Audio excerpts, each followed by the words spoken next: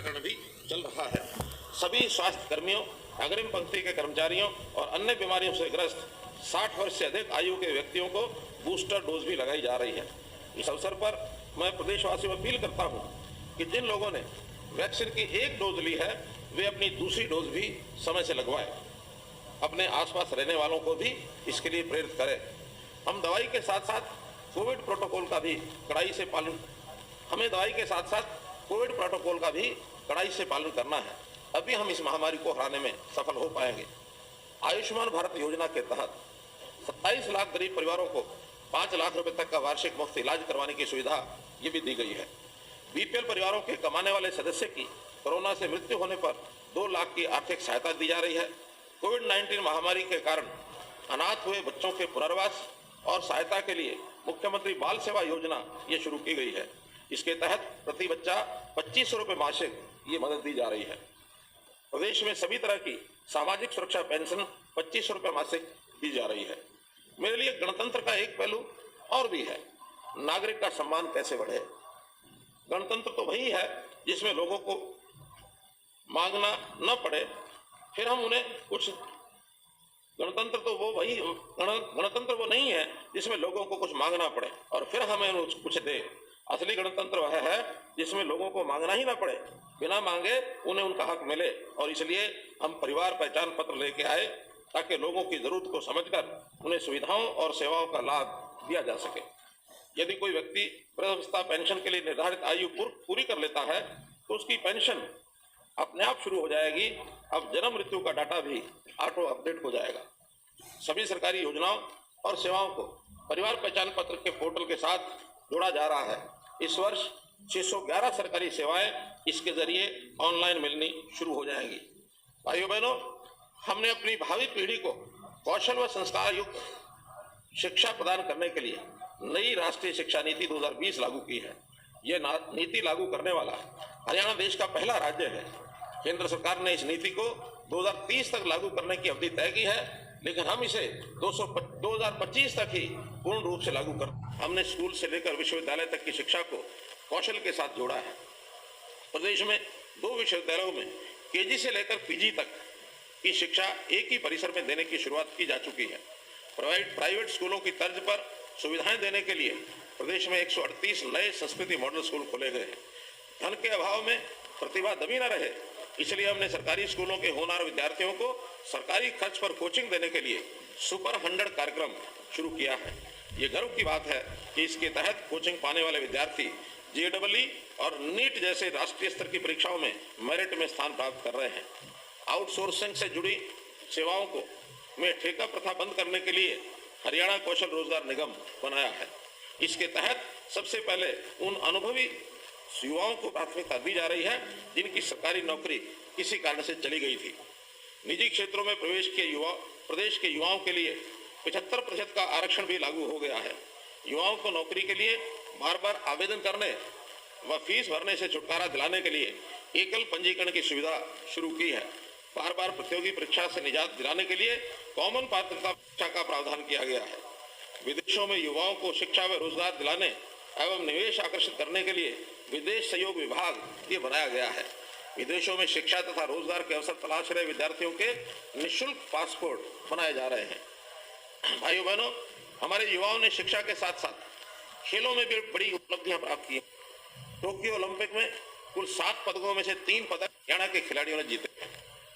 Hockey में कांस्य पदक जीतने वाली टीम में हमारे 2 खिलाड़ी शामिल हैं। महिला हॉकी टीम में तो 9 खिलाड़ी हरियाणा की हैं जिन्होंने अपने दमखम और कौशल से सबका मन जीता है। हरियाणा देश का पहला राज्य है जो पदक जीतने वाले खिलाड़ियों को सर्वाधिक नगद पुरस्कार राशि देता है। खिलाड़ियों को अपने करियर की चिंता न सताए, इसके लिए हमने खेल विभाग में प्रथम श्रेणी तक के 550 पद बनाए हैं। इस नीति के तहत 12 खिलाड़ियों को उप निदेशक और 36 खिलाड़ियों को कोच लगाया गया है। आज हमारी खेल नीति का दूसरे राज्य भी अनुसरण कर रहे हैं। युवाओं को विश्व स्तरीय प्रशिक्षण देने के लिए प्रदेश में 5 स्पोर्ट्स सेंटर ऑफ एक्सीलेंस खोले जा रहे हैं। प्रिय प्रदेशवासियों, हम महिलाओं की सुरक्षा, स्वास्थ्य और उनके सशक्तिकरण के लिए प्रतिबद्ध हैं। इस दिशा में हमने पंचायती राज संस्थाओं में महिलाओं को 50% प्रतिनिधित्व दिया है।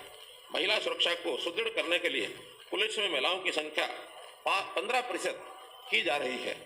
मुझे ये बताते हुए खुशी हो रही है कि माननीय प्रधानमंत्री श्री नरेंद्र मोदी जी के बेटी बचाओ बेटी पढ़ाओ कार्यक्रम के परिणाम स्वरूप प्रदेश में लिंगानुपात दर वर्ष 2014 के 871 के मुकाबले अब 914 हो गई है। छात्राओं की सुरक्षा को ध्यान में रखते हुए 9वीं से 12वीं तक की छात्राओं के लिए छात्रा परिवहन सुरक्षा योजना आरंभ की गई है। इसके अलावा बस अड्डों व बसों में सीसीटीवी कैमरा ये लगाए जा रहे हैं। महिलाओं को स्वस्थ रखने के लिए मुख्यमंत्री दुग्ध उपहार योजना, प्रधानमंत्री मातृ वंदना योजना और महिला एवं किशोरी सम्मान योजना जैसी योजनाएं चलाई जा रही हैं। मेरे किसान भाइयों, कृषि हमारी अर्थव्यवस्था का आधार है, इसलिए हम किसान भाइयों का जीवन स्तर ऊंचा उठाने के लिए हर संभव प्रयास कर रहे हैं। एमएसपी पर फसल खरीद की बात हो या प्राकृतिक आपदा से फसल सुरक्षा का विषय, सरकार बीज से बाजार तक हर कदम पर किसान के साथ खड़ी है। आज एमएसपी पर 14 फसलों की खरीद करने वाला हरियाणा देश का एकमात्र राज्य है। इसके अलावा हमने गन्ने का भाव भी देश में सर्वाधिक 362 रुपये प्रति क्विंटल दिया है। हमने मेरी फसल मेरा ब्यौरा पोर्टल से फसलों की खरीद को सुविधाजनक बनाया है। इस पोर्टल पर पंजीकरण करवाने वाले किसानों की फसल की खरीद प्राथमिकता के आधार पर की जाती है। पिछले 3 खरीद सीजनों में किसानों को 40,000 करोड़ रुपए से अधिक उनके खातों में सीधा ये डाला गया है। प्राकृतिक आपदा से नुकसान की भरपाई के लिए 21 फसलों को मुख्यमंत्री बागवानी बीमा योजना में कवर किया गया है। हाल ही में हमने फल व सब्जियों पर लगने वाली मार्केट फीस खत्म की है। प्रदेश में बागवानी फसलों के संरक्षित मूल्य देने के लिए भावांतर भरपाई योजना चलाई जा रही है। हमने बाजरे के लिए भी भावांतर भरपाई योजना शुरू की है। इसके तहत 600 रुपया प्रति क्विंटल इस वर्ष भावांतर के रूप में दिया गया है। ये योजनाएं लागू करने वाला हरियाणा देश का पहला राज्य है। फल एवं सब्जियों की ग्रेडिंग, भंडारण व मार्केटिंग के लिए 639 एफपीओ से लगभग 85,000 किसानों को जोड़ा गया है। पशुपालन भी हमारी आजीविका का प्रमुख साधन है। इसे बढ़ावा देने के लिए हमने किसान क्रेडिट कार्ड की तर्ज पर पशुधन किसान क्रेडिट कार्ड योजना शुरू की है। इसमें लगभग 73,000 पशुपालकों को 918 करोड़ रुपए के ऋण दिए गए हैं। कम पानी की फसलों को बढ़ावा देने के लिए मेरा पानी मेरी विरासत योजना शुरू की गई है। अब इसमें एग्रो फॉरेस्ट्री को भी जोड़ा गया है। कम पानी में अधिकतम सिंचाई के लिए सूक्ष्म सिंचाई योजना, फवारा संयंत्र प्रणाली, टपका सिंचाई और भूमिगत पाइपलाइन बिछाने जैसी योजनाओं पर 85% तक सब्सिडी दी जा रही है। ये सब इसलिए किया जा रहा है कि जो पानी की कठिनाई है आने वाली पीढ़ी को वो न हो, इसलिए पानी को बचाना, पानी का दुरुपयोग रोकना और पानी को रीयूज करना, ये हमारी सब प्राथमिकताएं हैं। प्रदेशवासियों, पंचायतें गांव की सरकार है, इसलिए हमने इन्हें निरंतर सशक्त बनाया है। ग्रामीण विकास विभाग की सभी योजनाएं जिला परिषदों को हस्तांतरित की गई हैं। इनमें जिला ग्रामीण विकास एजेंसी मनरेगा, सांसद आदर्श ग्राम योजना, प्रधानमंत्री आवास योजना, ग्रामीण स्वर्ण जयंती खंड उत्थान योजना, स्वच्छ भारत मिशन ग्रामीण इत्यादि शामिल हैं। हरियाणा देश का पहला राज्य है जिसे शासन में स्थानीय निकाय संस्थाओं की अधिक भागीदारी करने के लिए अंतर जिला परिषद का गठन किया है। जिला परिषद के अध्यक्ष को डीआरटीए का चेयरमैन बनाया गया है। मतदाताओं को राइट टू रिकॉल दिया है।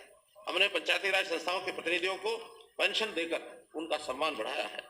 सभी नगर निकायों को शक्तियों के विकेंद्रीकरण के लिए कई कदम उठाए हैं। शहरी निकायों को मजबूत बनाने के लिए हमने मेयर व चेयरमैन का प्रत्यक्ष चुनाव करवाया है। पंचायती राज संस्थाओं और शहरी स्थानीय निकायों की वित्तीय स्थिति मजबूत करने के लिए संपत्ति के पंजीकरण पर स्टाम्प शुल्क का 2% राजस्व उन्हें प्रदान किया गया है। एक समय था लोग मांग पत्र लेकर के घूमते थे, गांव में ये काम करवा दो, वह काम करवा दो, लेकिन हम इसके लिए ग्राम दर्शन लेके आए। इसके लिए किसी ने हमें कहा नहीं था, हमने फिर भी कहा कि आपका हक बनता है, गांव का विकास होना चाहिए,